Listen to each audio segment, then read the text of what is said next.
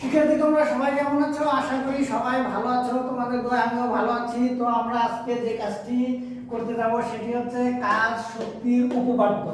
এটা কিভাবে আসলো, কোথা থেকে আসলো আমরা একটু যাচাই করে দেখে নেব। তো এটা যাচাই করার জন্য আমাদের প্রয়োজন কাজের সূত্র। হ্যাঁ, কি লিখে নিতে পারি? কাজের সূত্র হতে পারে। হ্যাঁ, সূত্র হতে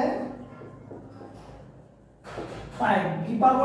W=F(s) অর্থাৎ কাজ W= বল এবং সরণের গুণফলকে কি বলা হয়? কাজ বলা হয়। হ্যাঁ, বল এবং সরণের গুণফলকে কাজ বলা হয়। এরপরে আমরা লিখে নিতে পারি F=ma। এটি হচ্ছে নিউটনের কি সূত্র? দ্বিতীয় সূত্র। নিউটনের দ্বিতীয় সূত্র F=ma। এরপরে কিন্তু আমরা লিখে নিতে পারি তাহলে, হ্যাঁ, আমরা কিন্তু লিখে নিতে পারি W=mas। এটাকে এক নং সমীকরণ ধরে নিতে পারি। এরপরে কি করি? বেগের সূত্র হতে পাই। হ্যাঁ, v²=u² + 2ah। ঠিক আছে, এখন আমরা একটু সাইড চেঞ্জ করে নেই। হ্যাঁ, u² + 2as v²। হ্যাঁ, তাহলে এখন আমরা কি করতে পারবো? যে আমরা লিখতে পারবো 2as v² - u²। হ্যাঁ, এখন আমরা কি করব? উভয় পক্ষে আমরা m গুণন করে নিব। হ্যাঁ, উভয় পক্ষে আমরা কি করব? m 2as, হ্যাঁ, v² - u² গুণন m। ঠিক আছে, হ্যাঁ, এখানে আমরা নোট দিতে পারি যে m গুণ করে। হ্যাঁ, গুণ করে, m গুণ করে। আচ্ছা, তাহলে আমাদের কি আসে?